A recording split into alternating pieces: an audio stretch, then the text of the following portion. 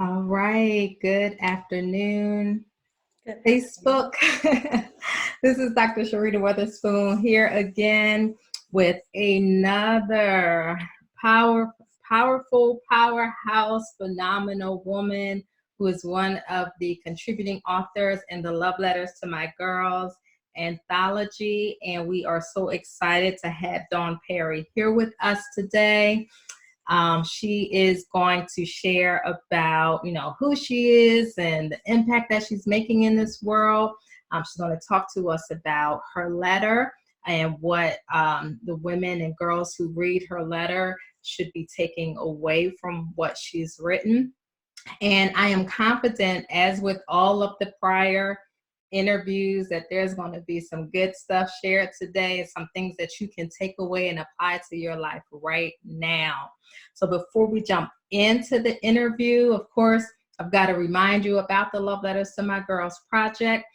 This movement, this mission that we're on to impact Black women and girls around the world. You can keep up to date with what we're doing and learn more at loveletterstomygirls.com, and the URL is in the description, so you can find that there. But just if you have been inspired or moved by anything that we've shared, make sure that you sign up so that you can stay up to date with what we're doing and find out the ways that you can support us as we travel down this path to have the great and wonderful impact that we know that this project is going to have on Black women and girls globally. So, Dawn. All right. So, you decided to, raise your hand and say, yes, I want to be a part of, what you're doing. I have a message to share with other women and girls. And I'm going to sign on and be a part of this. So I want to thank you for that. Later, when we start talking about the letter, I want you to share a little bit about why you decided to become a part of this project. Because I know, there's a lot of opportunities for us to do a lot of different things. And, even though they may all be wonderful, you can't do everything that comes your way. So I would love to know and to have you share with those who are watching live or on the replay what it was about this project that resonated with you. But before we get there, I want you to share with our viewers about who you are, what you do, and how you are impacting the world. Okay, well, first of all, let me say thank you for this interview. You are a beautiful spirit. I've been watching you do your thing, Queen, and I just want to say thank you, okay? I appreciate that. You're welcome. So a little bit about me. My name is Dawn Perry. I currently live in Atlanta. I am from Chicago. Had over 20 plus years in corporate America. Decided to write my own course entitled the Navigation Series, which is it's targeted towards women professionals and how we migrate through biases and microaggressions and how we're able to overcome, through our own experiences, where we first need to kind of identify where we're feeling, either unmotivated or just kind of out of touch, and how do we get from point A to point B where we're impactful, where we're empowering and we're doing our thing. Mm-hmm. And, when this project came across my attention, I just realized that even though this course is geared towards female professionals, Mm-hmm. we need to start with the kids, right? We need to start young, where we're telling them it's okay, empower yourself. Sometimes you have to encourage yourself. Mm-hmm. And to go forward. And that's one of the main reasons why I wanted to join this powerful project, to speak to little Dawn. Mm-hmm. Right. Awesome. So you used the word empower a couple of times. So tell me, what your definition of empower or empowering or empowerment is. To me, empowerment means giving myself authority to act, to feel, just to do, right? So we can change the world. We just have to have the mindset to do it. Mm-hmm. And far too many times we pour into people. We pour, we're constantly giving of ourselves. We're constantly letting things go, and we're not really focused on ourselves. And so we need to bring it back to self. We need to bring it back to understanding our importance, our value, and then taking that a step further and saying, now that I know my power, Mm-hmm. right, I am going to empower myself to accomplish that goal that I've wanted to do when I was 12 Mm-hmm. or 22, Yeah, so you use the word authority. Yes. I like that word Yes. because one, it tends to have a negative connotation, especially when you're talking about, someone being in authority over you. And while we all have people whose authority we're under, whether that's in the workplace or, politically in government, or, if you're a minor in terms of your age, we don't often focus on the power of the authority that resides within us, Right. and our ability to tell ourselves yes. Mm-hmm. It's like we need that permission from some external source to say it's okay for you to go after your goals. It's okay for you to show up authentically. Right. It's okay for you to demand respect. Yes. All of these things that we as Black women in particular often just shrink back from. Yes. And I may have some ideas about what that's about, and some of it obviously is generational. Yes. In terms of the impact and the generational trauma that comes from slavery and all of that. I don't minimize that in any way, but as empowered as we are today, right, we still release our authority to other people. Yes. And now you're a life coach, right? So I'm sure that this shows up a lot in the work that you do. So what is something that you would say with the client, or a tool or strategy that you would share with the client about to help them remember that ultimately their authority is within themselves, and they really don't need permission to be who God created them to be? Absolutely. Absolutely. Well, the first thing that I like to do with clients is have them create their own bio, their brand bio. So we go through these exercises where we're identifying things that have happened in our lives to help form our character, so to speak. So, our belief systems, our values, right? And so we take that a step further and say, hey, you are an authority in life. No one has shared your experiences, right?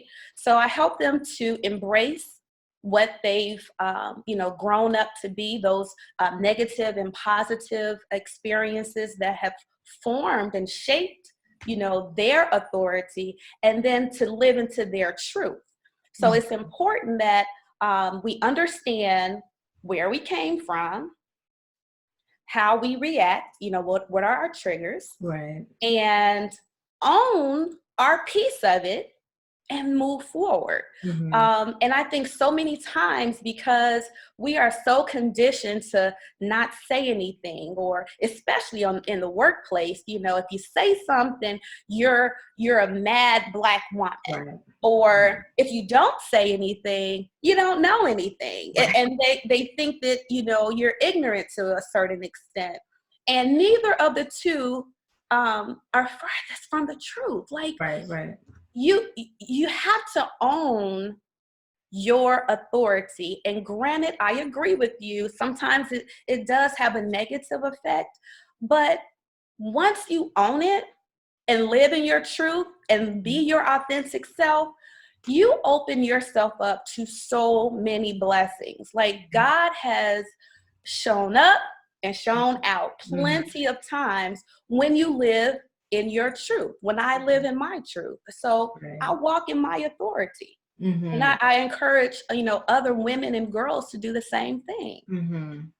So you said that, God shows up and shows out when you walk and live in your authority. And the reason why, like, he does that and he's able to do that is because it's already in you, right? Yeah. Everything that you need is already inside of you. And that doesn't mean you don't have to do some training. Sometimes you don't need, some education. But your ability to be successful in those things, like, it's already inside of you. So when you give yourself over to the power that resides within, that power then has the freedom to ignite itself. Yes. And then to have impact in whatever it is that you were called to do, anything that you're laying your hands to. And we so limit our ability to impact the world or our small piece of the world because we doubt what's already inside of us, thinking that we're not enough, or we're too much in some cases. And so we're just kind of like toning it down and toning down who we are. But I think it all comes around to the fact that there is so much possibility in the freedom of who you were created to be. Yes, absolutely. Absolutely. And why will we dim our lights? Like, why? Once we, are working within our alignment, when our goals are aligned with what we're doing, that electricity is so powerful. And it's not, it radiates off of you. And it's not just about you. It's about other people who you come in contact with, right? So it's a domino effect. And, as Christians, we are called to be obedient and to love and help each other. And that has been a passion of mine. That has been a common theme, throughout my life. And so worried about other people's perceptions and doing for other people so much so that, I poured out too much. And God reveals himself when you are at a very low point. And, he kind of reminds you, hey, I'm still here. I'm still waiting on you to walk in your authority, right? You've been obedient. Now I need you to do what I put you on this earth to do. And once you walk in that, there's no limitations. You can absolutely change the world. Right. And the thing is that we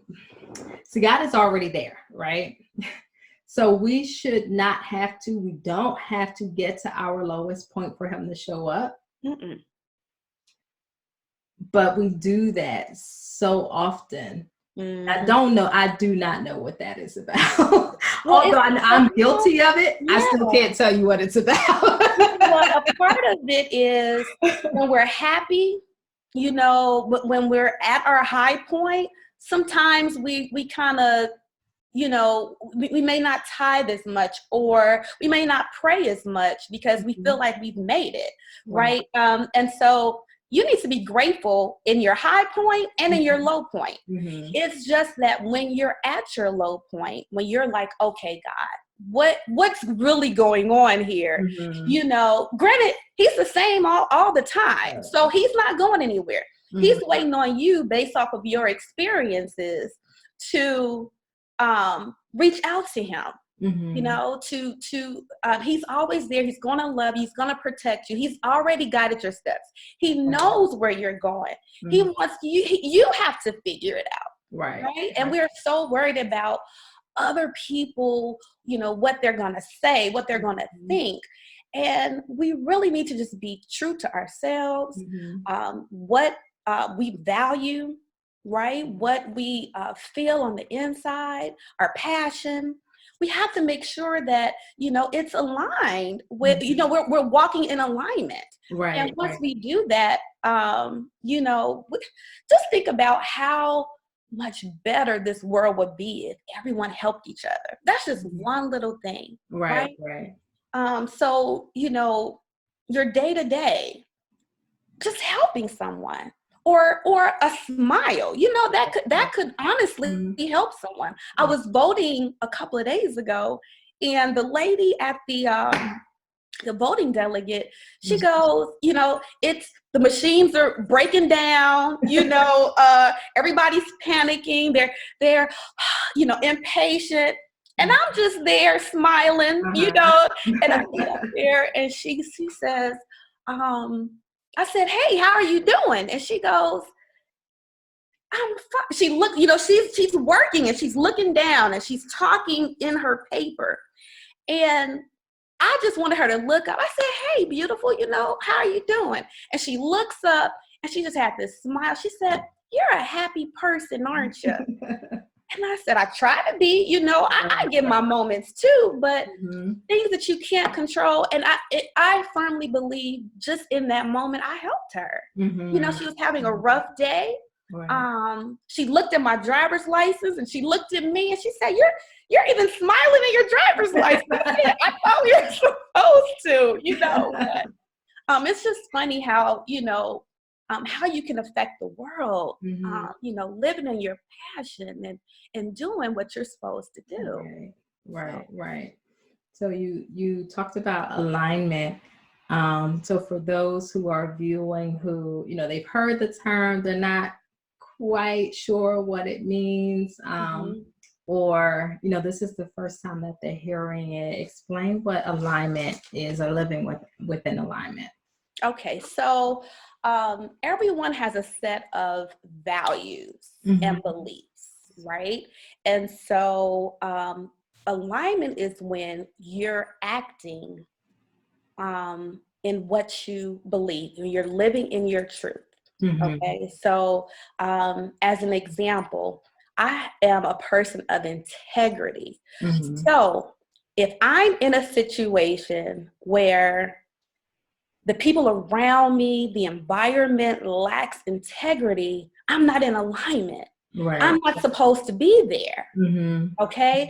And you can see this on the workplace. Right. It's time to go into a workplace and you get sick, like your insides hurt, Hmm. or you're Hmm. always tired. And it affects other things when you're out of alignment. You're Right. not spending time with your family when Hmm. that's important to you because that's a part of your value. You're not doing service projects when that's a part of what you believe in, Hmm. and that's a passion of yours. So when you can't do things that you feel is your character, Right. you are out of alignment. Hmm. And it's time that you identify what makes you happy, Hmm. what you're passionate about, and work in that, live in that.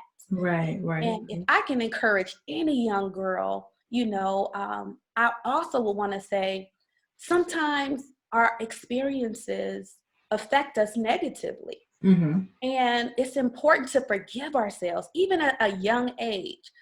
Um, you know, Having a friend that, you feel you might have wronged, or they felt that you might have wronged Right. them, own your peace in that. Hmm. Try to rectify the relationship because we're encouraged. It's our duty to live harmoniously, Right. on this earth. Mhm. But also, if it doesn't work out, forgive yourself. We are Right. so hard on ourselves, Mhm. and sometimes what we think of ourselves at 12 changes at 42.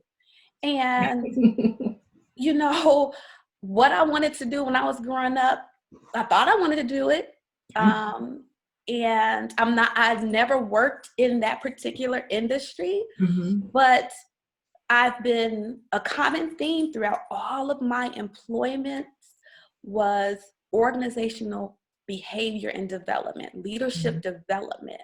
And that might have been just coaching someone in my office, coaching someone that reports into me, hey, how can we make this job easier for you?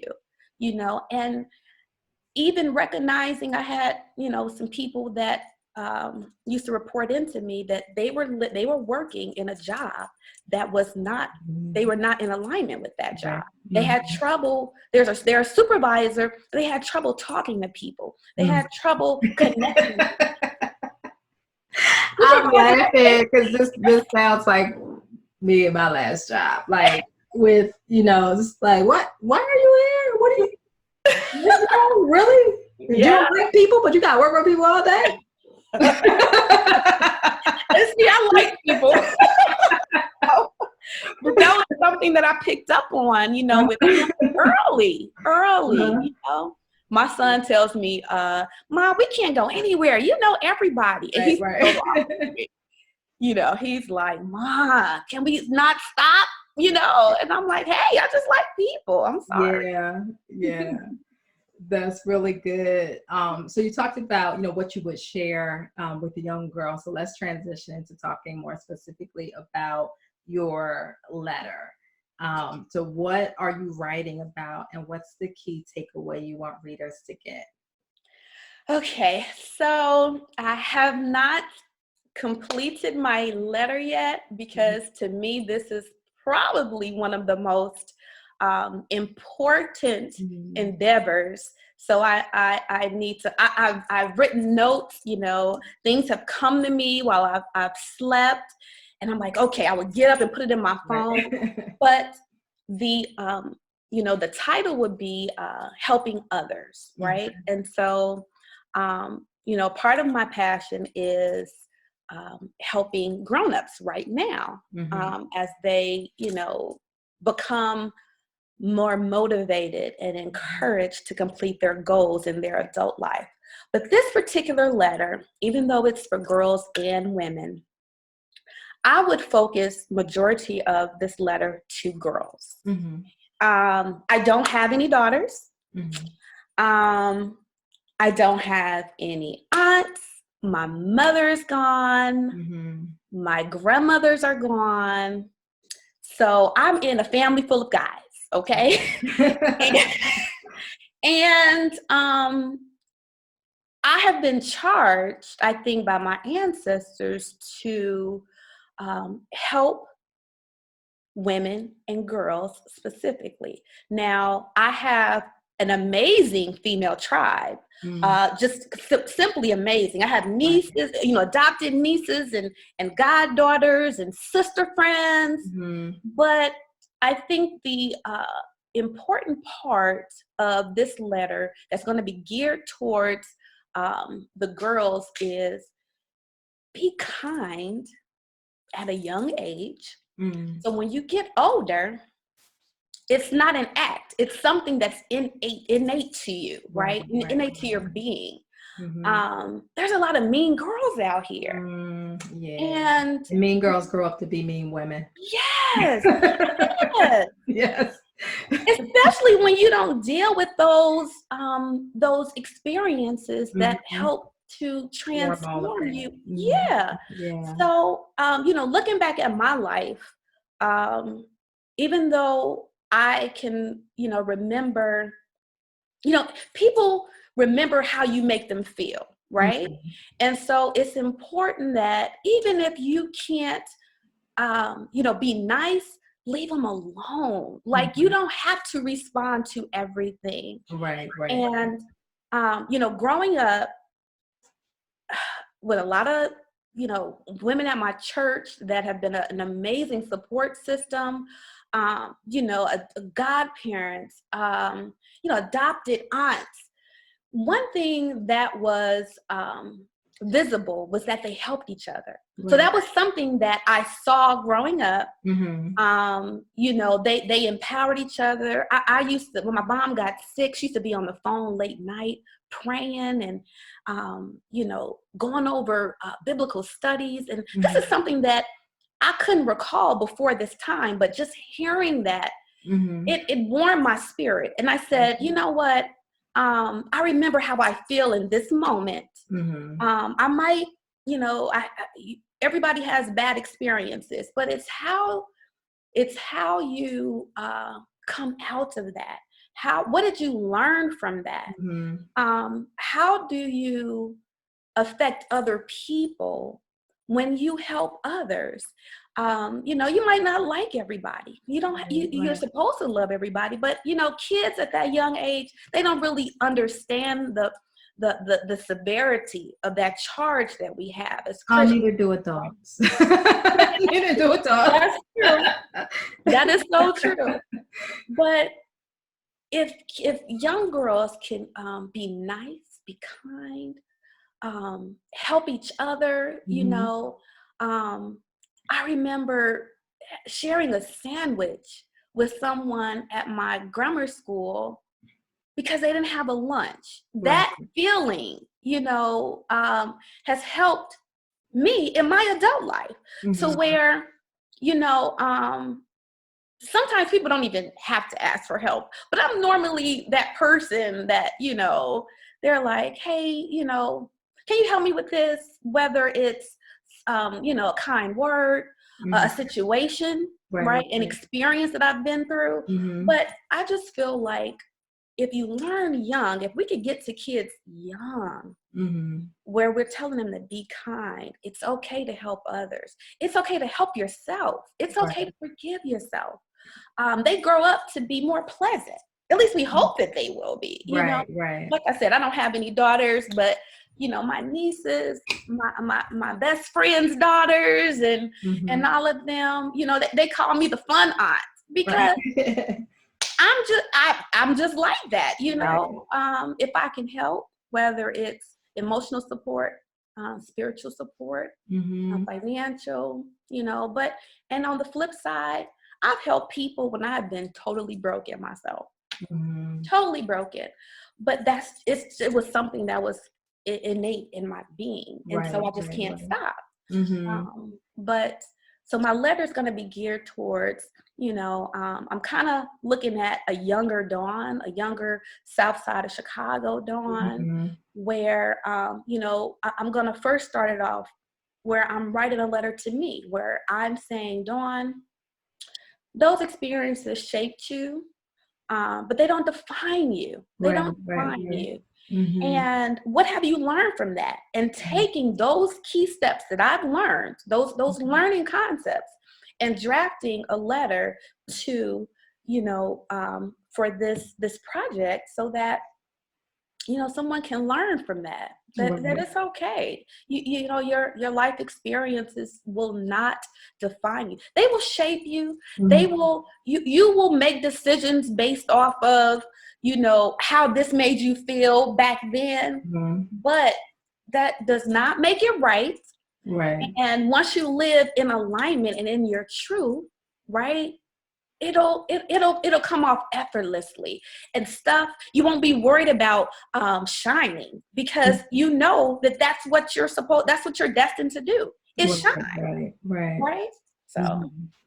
So the reason why I think this whole message of helping others is an important one, especially for our young girls, is that, we're in a time in society where there's like two extremes. You either have people who are like sold out for helping community service, servant leadership and all of that. Like, you see it in everything that they do, where you have, these people at the other extreme where it's all about me. I'm trying to get what I can get, trying to move ahead. I'm not worried about helping anybody else or taking them with me.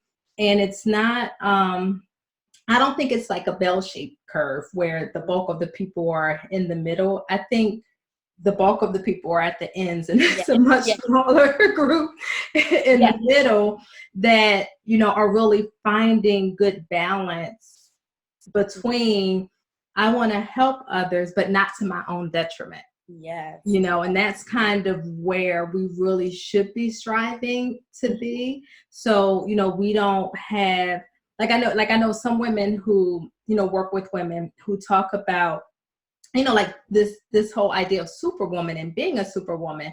I believe the opposite. I don't want to be Superwoman. I believe, Superwoman is dead. Burn the cape, save the shoes. I tried being Superwoman for years, and it did so much damage to me emotionally, spiritually, even physically, because I was worn down, and I didn't have, much to give my family. I had nothing for myself. And it took me too many years to really get to the point of realizing that you can't do everything. At least you can't do everything well. And you shouldn't even be trying to do everything well. So now the dynamic is so very different, because I think my family's still kind of getting used to it, because it's like, okay, I am not the keeper of all things Weatherspoon, right? There are 6 people in this house. Only one is under 13. Okay. So I need you all to begin to take responsibility for yourselves, the things that you want, your calendar. I'm not the liaison between everybody else delivering messages and, oh, you didn't tell that? No, that's not my business. That's your business. You tell that. You tell me. I'm like, okay, got it. And then I'm on to something else. And it was such a relief to, take that pressure off of myself. So I didn't go to the far extreme where it's just like, oh, y'all just on your own. I found that happy balance where, yes, I'm here to support, to help, to still inform your decisions, even for my adult children when you need that help. And I'm going to do my part, but I'm not going to do everybody's part. Right. Y'all grown folk. Absolutely. You created healthy boundaries. Yes. Something that we all need to do, right? We cannot, you're right, we cannot be everything for everyone. Right. And it's important that, with delegation comes responsibility and healthy boundaries. Right. I have an adult son too. And a lot of times, I say what I'm going to say. You're going to do what you're going to do. And I've said my part, and then here's the line. So I totally get it. I think, but that's part of, you spoke about the extremes, people who are servant leaders, like 100% of the time, it's others. And then you have people as, well, it's me and what I can get out of it. And, I do agree. I know people on all the different phases, right, of that spectrum. But one thing that drew me to this project was it was selfless. You don't owe a conversation to anyone, but you're doing it. And you empowered other women to say, hey, do you have something that you want to say too? That's powerful. This project is invaluable, right? It's thoughtful. It's going to be used as a tool for years to come. I envision this project as, I'm a young girl in a situation that I'm not quite sure how to handle or how to react. And they flip a page and can go to someone else's experience and say, that resonates with me. I'm going to try it that way versus what the world tells us how we should react. Because we're not always kind. And we're not always thinking about other people and how what we do affects other people. But this project that you spearheaded is going to impact so many people, so many girls, teens. The teenage years are tough too, right? Especially with social media. Everyone wants to be a social media icon. why? Like, I'm so glad social media was not around when I was a kid, Mm-hmm. because, we had fun. Mm-hmm. We enjoyed Right. our right now. And so Right. many times, I just don't think that, our generation, our younger generation now, they don't take time to stop and smell the roses and be grateful in that space that they're in right now. Mm-hmm. And, I'm encouraging adult people right now, be okay with Mm-hmm. where you are right now. Right. Right. Be grateful. And once you're appreciative of the space that you're in right now, and you're not worried about nobody else, nothing else, and you're just thanking God for, what you have, what he's done for you, waking you up in the morning, the small things, that's when he pours out those blessings, and you're like, wow. You're like, wow. I didn't know I could do this. I didn't know I can, be this impactful with people. But it's amazing the clients that I have, the stories that they have. I have one client, when I tell you her story is just like mine, like, she would say things and I'll just jot it down like, yep, I did that. Yep, I did that. Right. Now, had I talked to her 10 years ago, had I been living in my passion and in my truth 10 years ago, I probably could have helped her with some of the stuff that I actually went through and my experiences. Okay. I probably could have helped her at that time to make, a different choice. But we kind of lived a similar path, and she's about 15 years younger than me. About 15 years younger than me. And already, just working with her, I just feel like the trajectory of her life could be changed right now, starting from this moment. This is what I've learned. This is how it can help you. Right. And if we start younger, even younger than that, right. Think of how just more powerful, Black women and will be, right?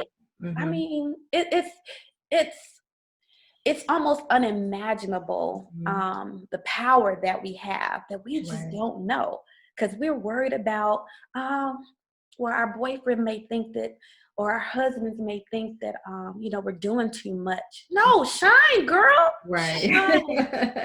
Shine. Live in your truth. Live in your alignment. That coworker that doesn't like you, that boss that likes to tear you down. Live in your truth. I know my stuff. I know it. Right. I know that I know that I know that I know. And there's nothing that you can do to influence that once you're in alignment with yourself. So all of that was so good. So you did share some words with our audience about, living in the present moment and enjoying where you are. And I think that's an important takeaway on top of the other things that you shared about, your own authority and being empowered to live your authentic life, and even the power in helping other people, and really us using this project as a way to help young girls to grow into strong, powerhouse, powerful women who know who they are, who know what they value, who know their own value, and know that they don't have to lose any of that in the process of helping other people. So that was really, really good. So I told y'all you were going to get some more jewels today. So for those of you who joined in later or who are watching the replay, I'm here with Dawn Perry, who is a life coach, and she hosts the navigation series for women professionals.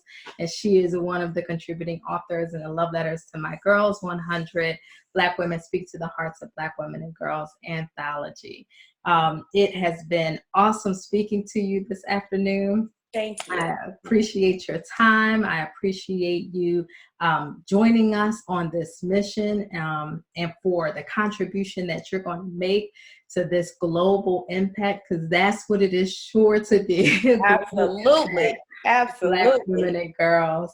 So I just want to remind you all once again that your words are powerful. They have the power to inspire, to uplift, to motivate, and to empower. So go ignite the power in your words. I thank you all for joining us, and we'll be back again tonight for another interview. I think that one is either at 8:30 or 8:45. So look to tune in to hear that interview tonight. Thank you all and appreciate you. Bye-bye.